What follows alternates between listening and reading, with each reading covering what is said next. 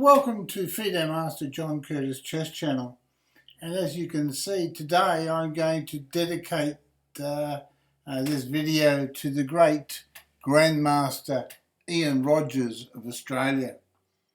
He was actually born in Hobart, Tasmania, and Ian Rogers, Grandmaster Ian Rogers, loved by all Australians as one of the greatest players, or if not the greatest player in Australian chess history. And today we're going to feature a game between Grandmaster Rogers and the great Boris Spassky. You remember Boris Spassky? I did a video on his great match with Bobby Fischer, the greatest player that's ever lived. So when we talk about Boris Spassky, we talk about a world chess champion, one of the greatest players of all time, and we talk about Ian Rogers in the same company. Ian Rogers played a great game here. The game was a draw. I'll tell you now, the game was a draw. I will do a spoiler for you. However, the game was hard fought to the very, very end. And you'll see that Ian Rogers played with 95.4% accuracy, and Boris Spassky, according to the engine, played with 97.3% accuracy. And Ian Rogers retired now from Grandmaster Chess, playing at the highest level. He had a peak rating of 2,618 in January 1999 and a peak ranking of number 50 in the world in May 1999. The game we're going to look at today was played in Reggio Emilia, December 24 in 1983, and it's a Queen's Pawn, Queen Fianchetto opening. Okay, without further ado, here we go. And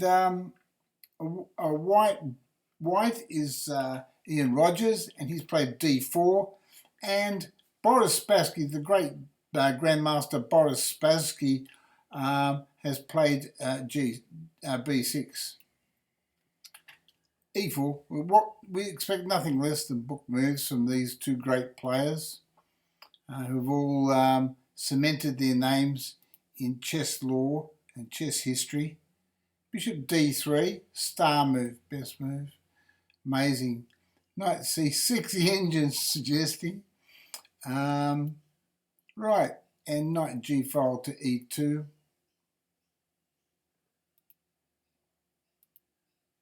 Bishop g7, h4. Now, it's an unusual opening by black, and Ian decides that he sees the opportunity to possibly play a h5 move against Boris. And will Boris play h5 in return to block the position off, or what will he do? What will his plan be? Okay, he decided to develop his pieces. So he gets his mind of pieces working. Knight c6 is apparently the very best move on the board. So maybe Boris had done research into this opening, because it's a pretty brave player that plays b6 against the top Grandmaster. Even if you are a world champion or former world champion, it's a pretty brave move to ignore this looming h5 move. I mean, I would I wouldn't be able to resist playing h6 or h5 in this position. But Bishop g5 is played by Ian, and it's a star move. It's the best move. And knight and g file to e7. The retort is just as accurate. h5. Now, it's an excellent move. Apparently the engine is saying queen to d2 is best move, but the difference between the engine's assessment of the two alternatives is so minute, it's fractionally not worth talking about. So knight takes d4, star move, best move. Pawn takes pawn, best move. pawn takes pawn, best move. Rook takes rook check, best move on the board. Bishop takes and knight takes knight. Okay, so what has black got? Black's got, well, we're trying to assess the position. Black has 4, 3, 7 pawns, and white's got 3, 4, 5, 6 pawns. So white's a pawn deficit after bishop takes knight, best move. And yet the engine says that white is fractionally better, right, in position. Because the assessment is that despite being a pawn down, white is slightly better. Queen f3, best move. Bishop g7, best move. Castles, best move. And white still maintain that fractional edge according to the bar on the left-hand side of the board. Now, Ian Rogers once told me, he said he has fond memories of tournaments at Reggio Emilia, okay, and that's one of the reasons why I chose this particular game. I chose this game because Boris Spassky, when I was growing up in the 70s, we all remember the Boris Spassky Fischer match, and when I had to choose a game to honour my good friend Ian Rogers, then I decided to choose one against the living legend Boris Spassky. King to f8. That's an excellent move. Absolutely excellent move. The engine's saying d6 is best. Rook to h1. Best move. Queen to e8. Best move. It's a strange move, isn't it? But it gets the queen off the pin and prepares, maybe clears the way for the rook. Bishop c6. Well, here we go. It's a good move, but my God, knight b5. The engine's giving this a massive hit as a top move in this position. So there, the engine's saying that knight b5 in this position causes black some real headaches here. It's just simply threatening knight takes pawn. Not whether the queen would return to d8 or I don't know. I frankly just don't know whether. But the engine's saying that knight b5 is good. Okay. So we'll put that back. Return there. And the move that was played was bishop f6. And the engine says it's quite a good move. Knight to g8. It's a good move. Apparently bishop takes f6 was best, probably followed by knight g8. So is there a difference? I don't know. King takes. It's the best move. You've got to take recapture, haven't you?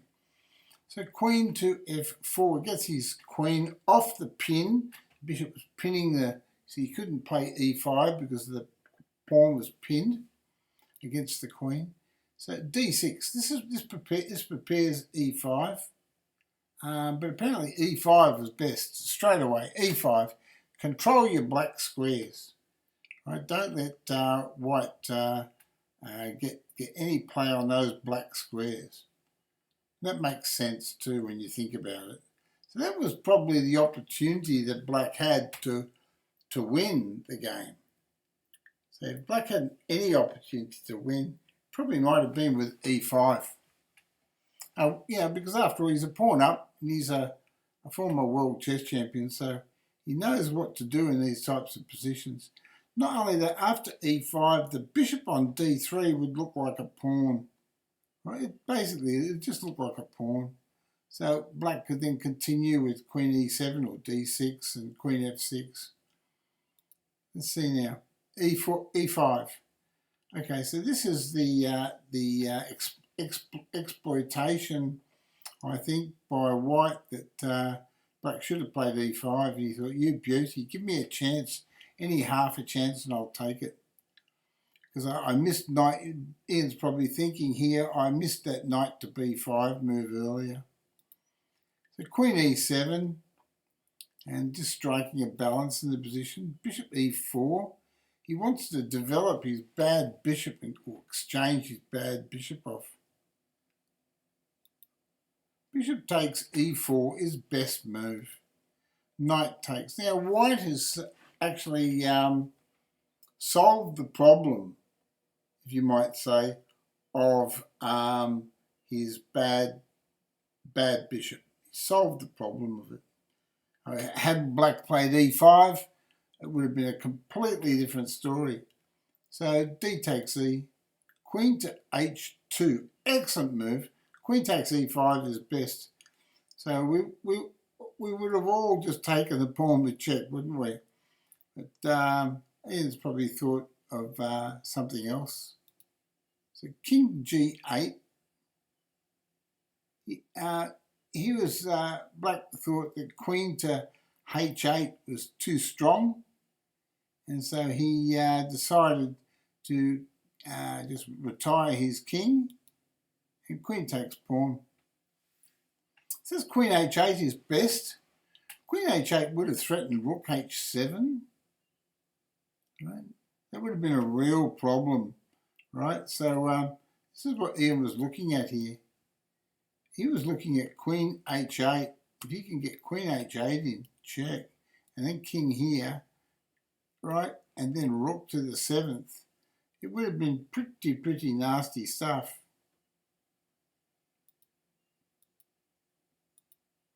f6, excellent move. f5 was best in that position, but only an engine would find that, I would believe. Who'd want to put their pawn structure against Ian Rogers? Anybody where there's a big hole, big gaping hole on g5, you know? I certainly wouldn't have done it. I would have played f6 too. Queen to c3. Black's looking at white's looking at redirecting his pieces around the board. The knight's tied down. And now here it comes, f5. Knight there, knight to d2. Queen to g7, and now queen to c6. At this stage, after rook e8, I mean, if you had two moves in a row, you'd play f4 and knight to f3 and try to secure the e5 square, wouldn't you? You just seem to be just one move late here. So knight to f3, star move, best move. g5, wants to stop the knight coming into that square. Now here, this is an inaccuracy. e5 is best. In this type of position, you've got to stop the knight coming in. The knight is such a powerful piece, an outpost on e5. It's amazing that black didn't lose the game from here. Yeah, this if I was white, I mean, really, this position here, it looks like white's achieved all his goals for the pawn deficit. So knight to f6.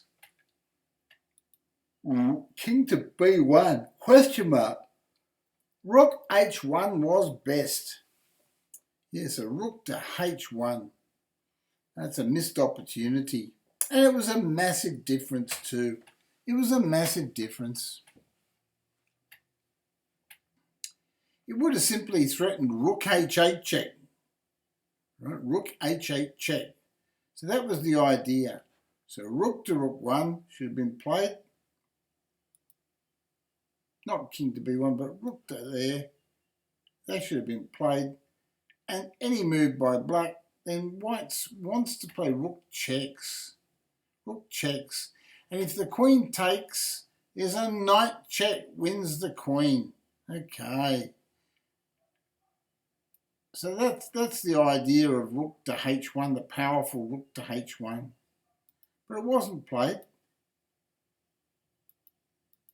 King to b1 was played. Question mark, exclamation mark. It's a good move, but not the best move. A5. Well, now one's got to ask oneself, have we got a missed opportunity here? Can we play rook h1? Let's have a look. A3. Again, Ian's overlooked, I think, the power of rook h1.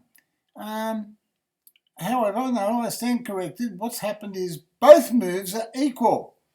They are spot dead equal on the engine's assessment. There we go. So Ian's overlooked nothing. He's sharp. I should have known. Ian's just too smart for that. I respect Ian. I once beat him long before he became a grandmaster, and I never beat him again after that. He would always research all his moves. He was always dedicated to his chess, and he never ever let me win again for the rest of my life. Yeah, such was the crushing defeat that I imposed on him. Anyway, but that he was only a young lad then, and he still had a long way to go. And if anything, I might tell you a story here. We'll interrupt. Ian Rogers once said to me that when he was younger, he was reading a magazine, and he read about me in the magazine. Yep, that's true. He read about me in the magazine. He decided, hey, if this fella could play chess, I could play chess too. And so he decided then, when he read this article about me, that he would learn to play chess. And that's what he told me. He said after reading the article in the newspaper or magazine about me, he decided to take up chess. So I'm the reason why he decided to take up chess. Or if it wasn't me, it'd be some other reason, but certainly made me feel really good anyway. So Ian plays rook to d1. Okay, and his idea is to control the open file. The engine, of course, again sees rook to h1 as the best move. Sort of more in line with kicking black in the backside if he makes an error. But rook h1 was a powerful move. Queen to e7. I think black sees the danger of rook h1. Knight to d7 is good. Queen c4 was better. But I think at this stage that White was happy with this move. He probably assessed the position was a draw. And king g7. Knight goes back. Well, knight takes knight was the best move. And then followed by rook to the 7th rank. Well, how could you lose that position? Rook d1, d8 I should say, captures the rook, queen takes, and queen takes pawn. Well, here in this position, the material is level. There's a dirty big check here threatened on queen to f7 check. This is a huge check. You can't allow White to do that. So Boris Spassky, with all his experience, he just plays check down there on d1. King goes to h2. Queen checks. Queen takes queen. Knight takes queen. And then knight to d3. King to f6. c4. Chases the knight away from the key square so the pawns can't be pushed on the king side. And then the knight goes back. Star move, best move. King to b3, king to e6, king to c3, and a draw was agreed between both players. So it was a real battle. They fought to the very, very end, right? And because this position at that level, I don't think anyone's going to be making any serious mistakes. And the arrow, you might see king a4. That was an alternative move, but both moves, king c3 and king a4, were totally equal, and the position was to be a draw. You'll see the bar on the left-hand side of the board indicates the position is dead level. So the result was Ian Rogers, Australia, a half. And Boris Spassky, he got a half as well. So there you go. And that was the Queen's Pawn, Queen Fianchetto opening, in case you want to know. I really enjoyed presenting this game to you. Ian Rogers is a very close friend of mine. Ian Rogers and his wife Kathy. They toured the world together, very much in love today, just as they were when they first met. And what a lovely couple, what a wonderful man Ian Rogers is. So I'll leave that for you to wind down. Please have a look at a number of my videos on YouTube. And I stream on Twitch live, and you can catch me there on Mondays and Wednesdays. And it's the same channel, FM John Curtis Chess. And please thumbs up if you like the video, and subscribe if you want to get more notifications. Subscribing on YouTube is free, so why not have a go?